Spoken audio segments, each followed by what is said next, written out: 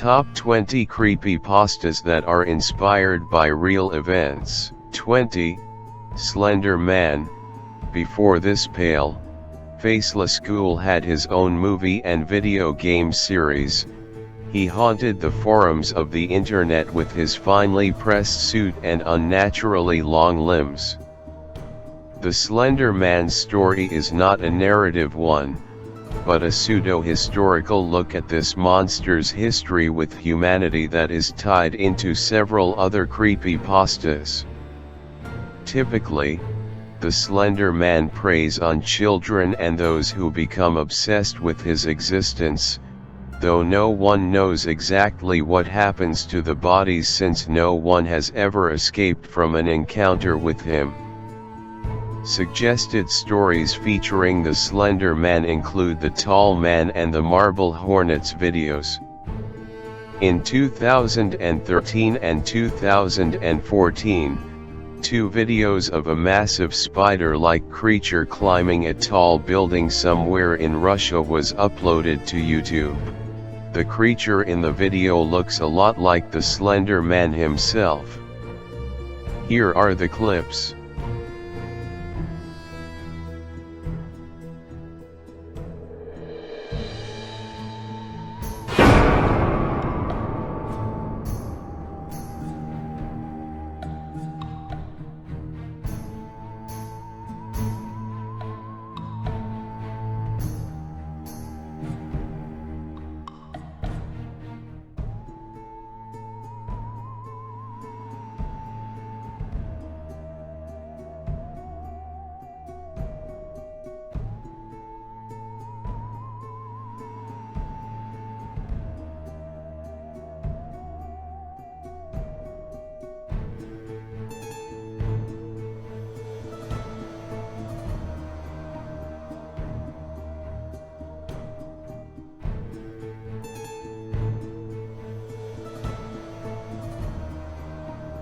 (19) The Haunted Kaishin Hospital.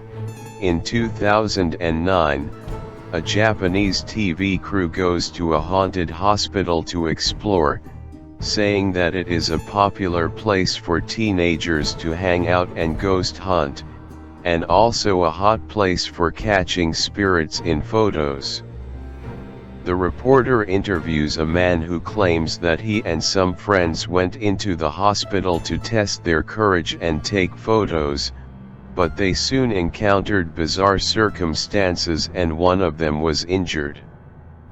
The noticeably scared reporter agrees to explore and begins poking around the hospital. She begins taking photos as she wanders the dark halls. She soon, however, finds the camera that the kids dropped during their own visit. As she looks through the images, she begins to see strange things appear in the frame. Suddenly, she lets out a blood-curdling scream. The video then explains that they were able to later slow down the footage, and spotted a ghostly nurse standing in a doorway, reflected in a mirror. After the reporter's screams, the cameraman goes off on his own, only to encounter a ghostly surgeon holding what appears to look like a baby covered in blood and screams. The footage repeats but slowed down.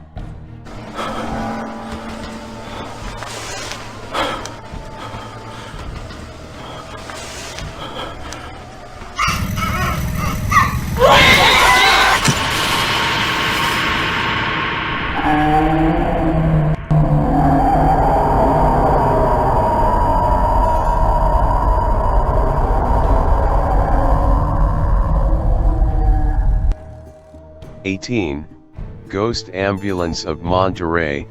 This next creepypasta is a series of real-life videos that come from Monterey, Mexico. According to the story, a man was murdered on the street of Ave del Paraíso, San Nicolas de los Garza, Nuevo León. He was taken to the scene aboard a car, and his perpetrators shot him at point-blank range. He passed away just as the ambulance arrived to pick him up. The roadside cross now marks the site of the tragic event. But here's where things get strange. Drivers began to realize that every time they drive by this roadside cross while listening to radio station 690 AM, their car stereo reception was interrupted by the unexplainable sound of an ambulance siren. Bueno, aquí estamos, buenas noches. Ya es mi última noche en Monterrey, ya mañana, buenos días, perdón. Son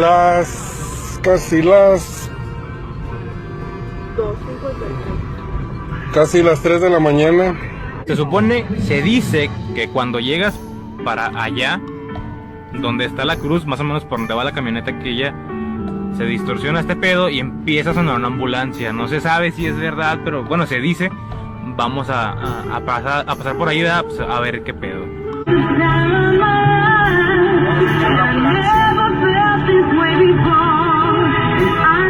Ya vemos la cruz ahí.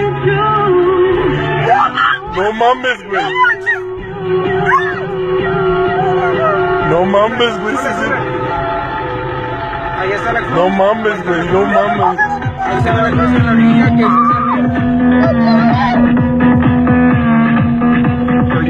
No mames, güey, se siente bien ojete, güey. no te pases. Está bien pesado.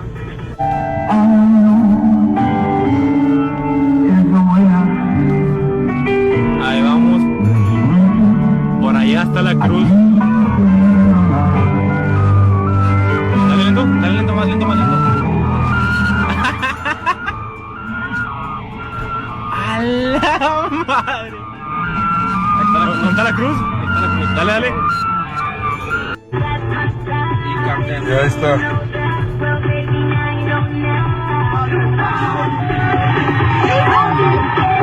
No mames, güey. Güey, mira, güey. No mames, güey.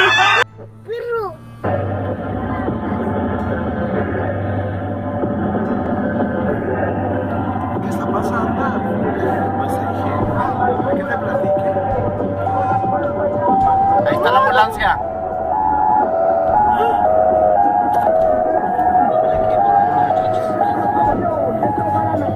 ¿Y se escucha?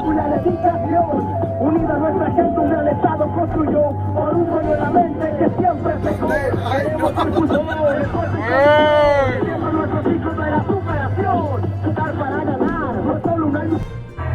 Y vamos a subir la estación de radio. A ver qué pasa.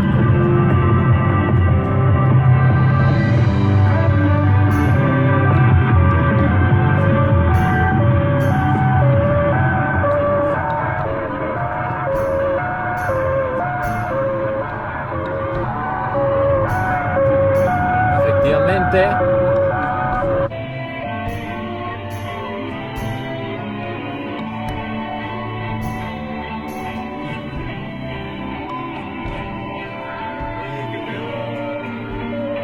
Ay.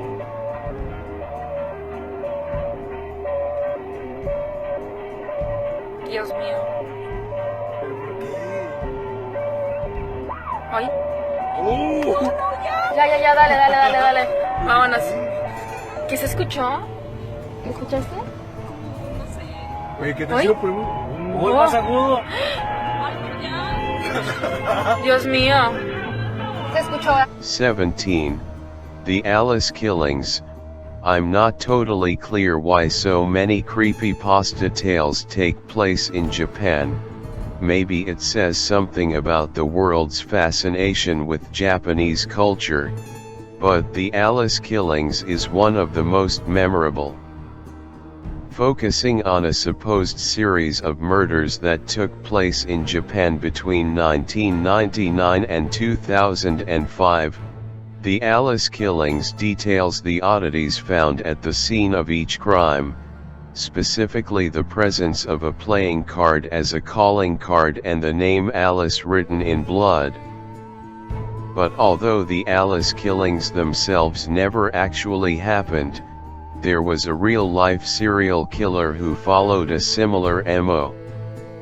He was Spanish, not Japanese, born on April 5, 1978 as Alfredo Galán Sodillo. He became known as the Playing Card Killer after killing 6 people and wounding 3 in 2003. The reason for the name, of course, should be obvious. He left playing cards on the bodies of his victims. Eventually the playing card killer surrendered himself to the police. He's now serving 142 years for his crimes. 16. Annabelle. The story of Annabelle became infamous with the release of the Conjuring and Annabelle films. The real Annabelle is a Raggedy Ann doll that, while much less sinister in appearance, made quite a name for itself in the 1970s. Annabelle was given to a nursing student, Donna, by her mother. Donna and her roommate Angie would often return home to discover that the doll had changed positions and/or moved rooms. They'd also find handwritten notes scrawled onto parchment paper asking for help.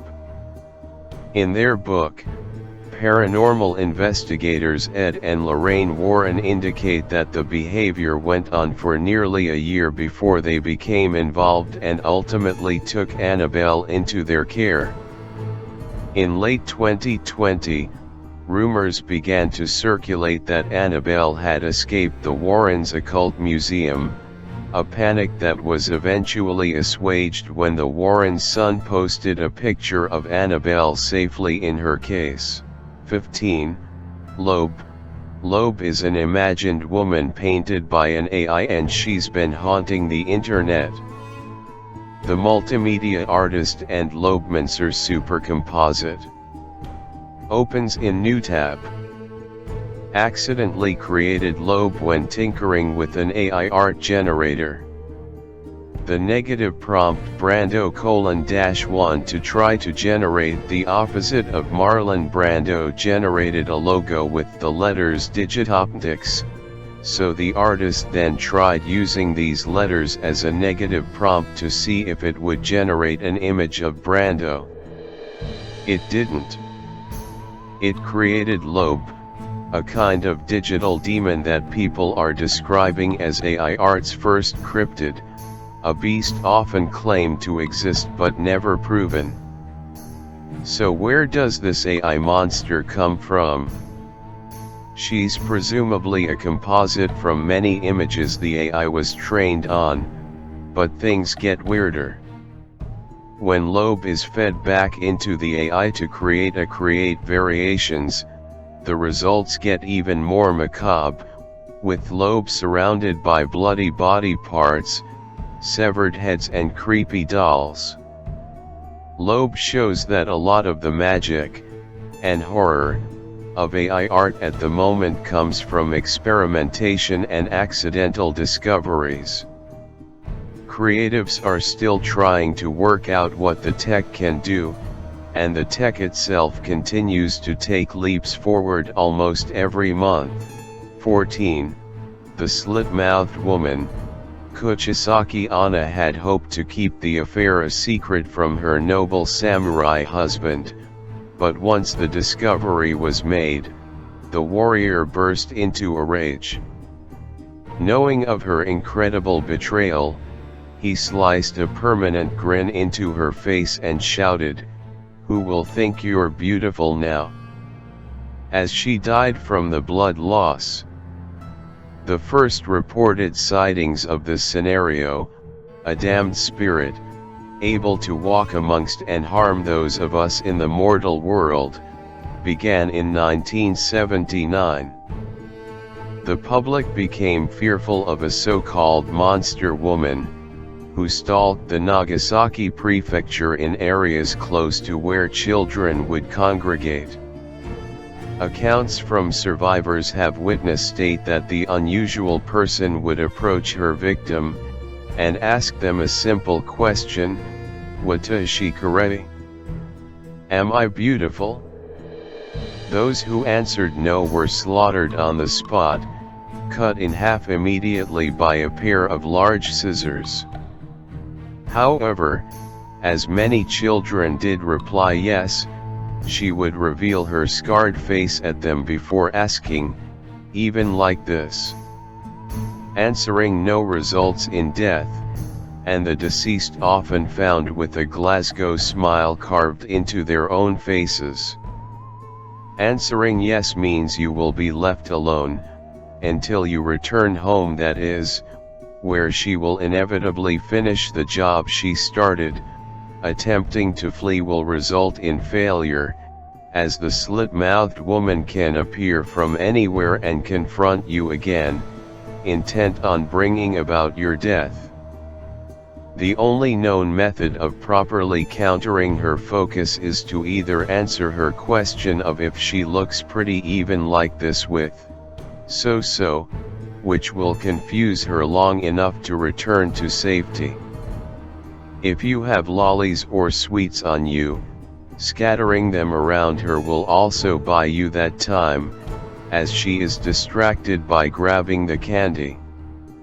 Sightings of her continued into the early 2000s, with adopting a surgical face mask to hide the cuts, but has since dialed down significantly. Perhaps her jealousy and angry spirit has finally left us, or with how protective society is of its children in nowadays. Seeing the slit-mouthed woman becomes harder by the second, unable to draw her out. Chances are, however, that she is simply in wait for the next one to come along. 13. The Midnight Game. The Midnight Game is an old pagan ritual, used mainly as punishment for those who have broken the laws of the pagan religion in question. While it was mainly used as a scare tactic to not disobey the gods, there is still a very existent chance of death to those who play the Midnight Game. There is an even higher chance of permanent mental scarring. It is highly recommended that you do not play the Midnight Game. However, for those few thrill seekers searching for a rush, or for those delving into obscure occult rituals, these are simple instructions on how to play. Do so at your own risk. It must be exactly 12 a.m. when you begin performing the ritual. Otherwise, it will not work. You will need a candle, a piece of paper, a writing implement, matches or a lighter, salt, a wooden door, and at least one drop of your own blood. If you are playing with multiple people, they will need their own of the aforementioned materials, and they will have to perform the steps below accordingly. Step 1. Write your full name, first, middle, and last, on the piece of paper. Put at least one drop of blood on the paper. Allow it to soak into the paper. Step 2. Turn off all of the lights in the place you are doing this. Go to your wooden door, and place the paper with your name on it in front of the door. Now, take out the candle and light it. Place it on top of the paper. Step 3. Knock on the door 22 times. The hour must be 12 a.m. upon the final knock. Then, open the door, blow out the candle, and close the door. You have just allowed the Midnight Man to enter your house. Step 4. Immediately relight your candle. This is where the game begins. You must now lurk around your now completely dark house, with the lit candle in your hand. Your goal is to avoid the Midnight Man at all costs, until 3:33 a.m. Should your candle ever go out, that means the Midnight Man is near you. You must relight your candle in the next 10 seconds. If you are not successful in doing this, you must then immediately surround yourself with a circle of salt. If you are unsuccessful in both of your actions, the Midnight Man will create a hallucination of your greatest fear, and rip out your organs one by one. You will feel it, but you will be unable to react. If you are successful in creating the circle of salt, you must remain in there until 3:33 a.m. 12. Bloody Mary. One of the oldest paranormal games, Bloody Mary takes its roots from the folklore of the same name. It is not known who Bloody Mary really is. Some people claim she is a vengeful witch, while others say she is the spirit of Queen Mary, who had a history of miscarriages, earning her the moniker, Bloody Mary. The game involves looking into a mirror in a dark room and saying Bloody Mary 3 times. Warning: invoking Bloody Mary is not recommended. 11. The Elevator Game. The elevator game is an urban legend ritual that originated in Korea, proclaiming to allow the player to access another world. The death of Canadian student Elisa Lam in 2013 provided an opportunity to boost the game's notoriety, as the last video footage before she died shows her strange behavior in an elevator.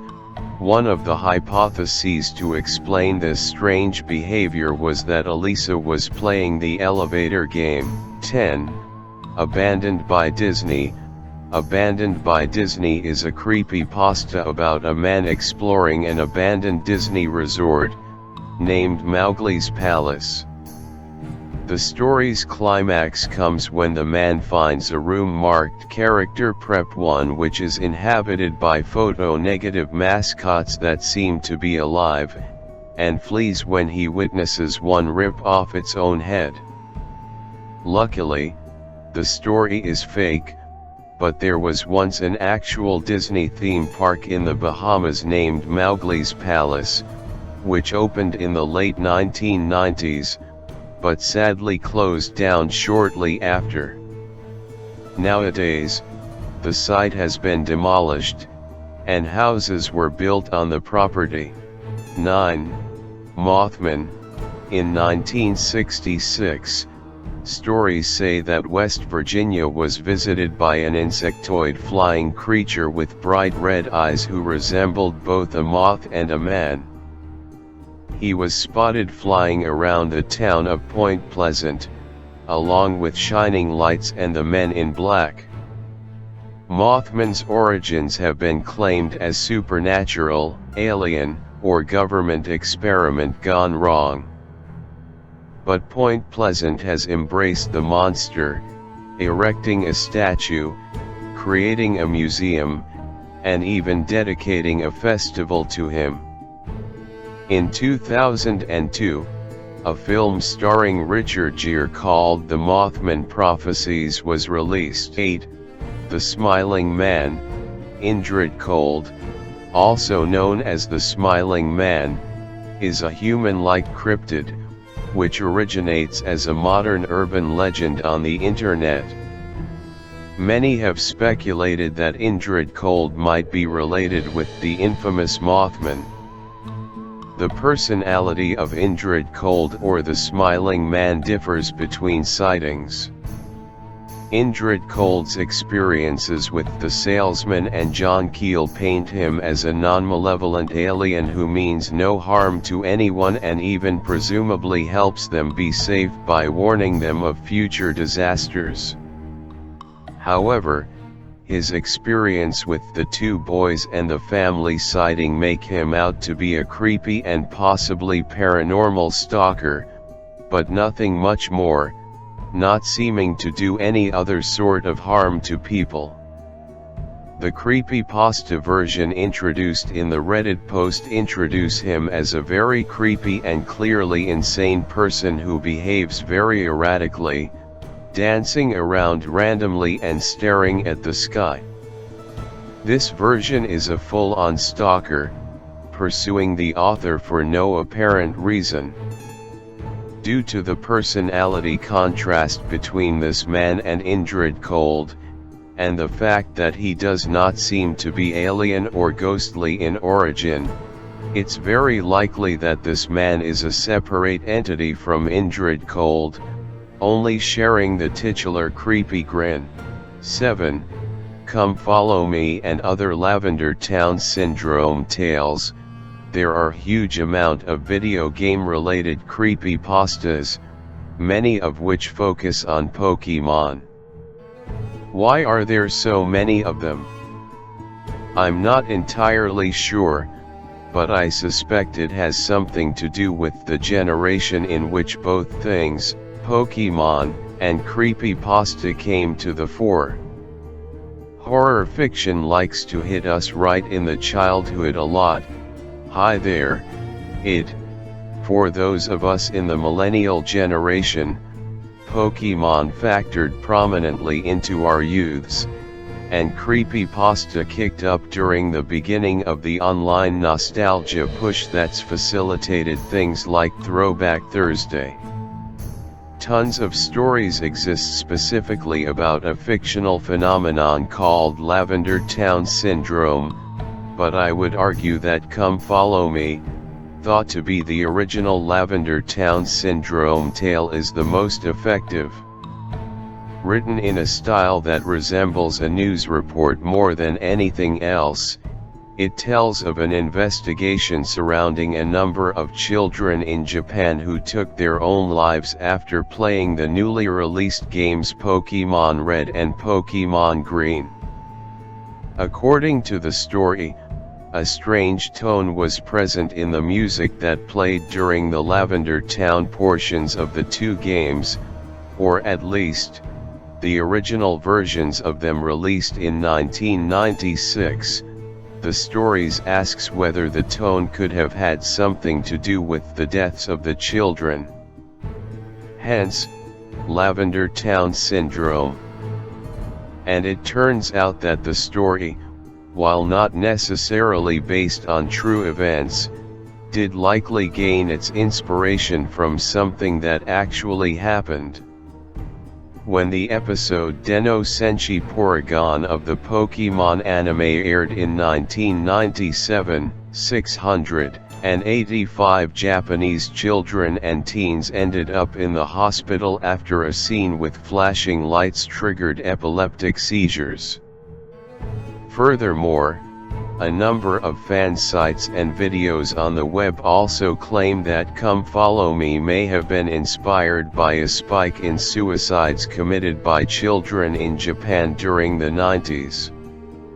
While it's true that depression and suicide rates are so high in Japan as to make it an alarming national problem, I haven't been able to find any exact figures here that support the claim, but the rumor persists anyway. 6. Polybius, another video game story. Polybius straddles the line between creepypasta and urban legend. Generally there isn't much actual copying and pasting going on of any particular telling of the tale, so it's not exactly creepypasta in the truest sense, it's more the plot points that get shared, putting it more in the realm of an urban legend. However, this sharing has happened mostly on the internet, hence its frequent inclusion under the genre of creepypasta. According to the legend, Polybius was an arcade game released for only a month in the suburbs of Portland, Oregon in 1981. Anyone who played it was said to suffer from everything from epilepsy to night terrors. It allegedly vanished as quickly as it appeared, with rumors claiming that the whole debacle has something to do with the government. It was a test, it was a cover-up, and so on and so forth. But although there are plenty of fan-made ROMs claiming to recreate the lost game, there's no evidence that Polybius itself ever existed. You know what did exist, though? Tempest, an Atari game released in 1981 with which Polybius gameplay descriptions bear remarkable similarities. It's suspected that the Polybius legend may have grown out of an encounter with a faulty Tempest cabinet, becoming distorted with time until it became a literal horror show. Of course, there's not much to back up this claim either, but most of the fan-created versions of the game take their cues from Tempest, so there's clearly some kind of feedback loop going on here. Furthermore, as Skeptoid reports, 2 people fell ill from playing arcade games at an arcade in a Portland suburb on the same day in 1981. While attempting to break a record, Brian Morrow played Asteroids for over 28 hours, eventually giving up the attempt due to some stomach issues. Meanwhile, Michael Lopez, playing Tempest at the exact same arcade as Morrow on the exact same day, developed a migraine and collapsed on someone's lawn afterward. It's a coincidence, to be sure, but it's also a weird one, and one that may have helped Polybius find its legs. Oh, and for the curious, the name of the studio that allegedly developed Polybius since lock-in translates from German to sense deletion. Additionally, the game itself shares a name with the ancient Greek historian Polybius, who asserted that historians should never report what cannot be verified through interviews with eyewitnesses, essentially, that seeing is believing. Has anyone here actually seen Polybius in action? I thought not. 5. The Well to Hell. There's no way any rational human being would mistake the well for hell as being real. We know what's at the center of the earth, and it's definitely not hell. It still makes for a pretty classic trope, though. In 1989, the story claims, scientists drilling a giant borehole in Siberia were shocked to find some extremely unsettling sounds coming from the depths of the earth, noises that sounded so much like the screams of tortured souls that the researchers abruptly closed up shop and left. That video up there supposedly contains audio recorded by the researchers. It's pretty weird. So consider yourselves warned before you click play. The tale of the Well to Hell has been spread mostly through tabloids and newsletters, which isn't exactly surprising when you consider how out there the whole thing is. But fun fact, boreholes probing what's under the Earth's surface are real things. Drilling on the Kola super deep borehole, for example, and yes, super deep borehole is a technical term, began in 1970. As of 1989, it had reached a depth of 12,262 meters, making it the deepest artificial point on Earth. It's located on the Kola Peninsula, bordering Russia, Finland, and Norway, just, you know, in case you want to see if there are any demons living down there.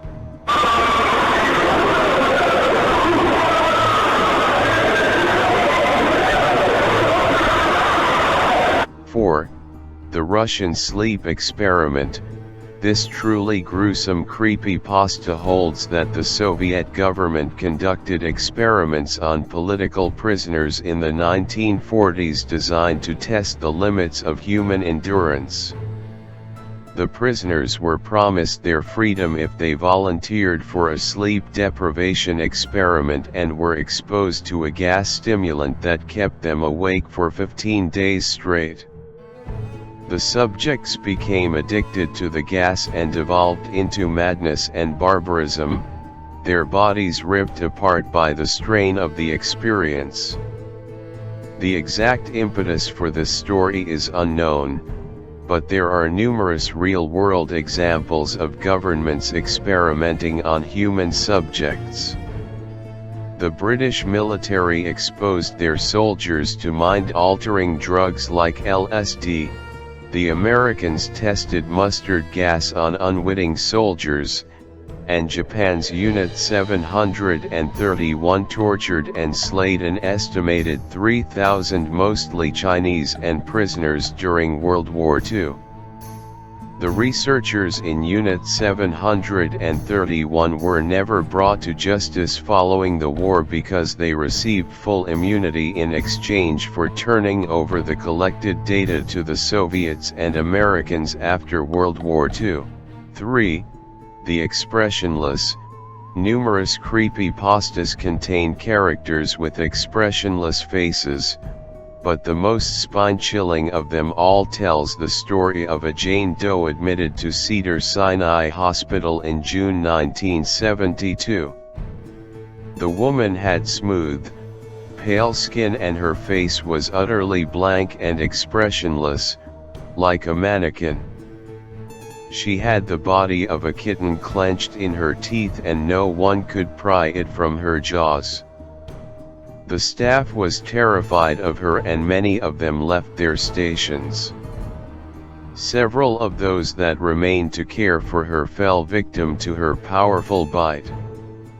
The story is almost always accompanied by the eerie photo above by Anthony Armstrong Jones, 1st Earl of Snowdon, titled Student Nurses with a Waxwork Patient from his 1972 book Assignments.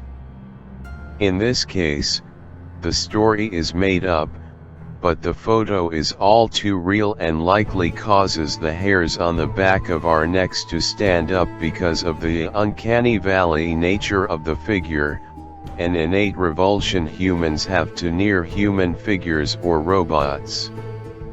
A more recent example is the disturbing, expressionless robot Terra in the anonymous YouTube video titled I Feel Fantastic, which has amassed nearly 20 million views and inspired a whole new string of creepypastas.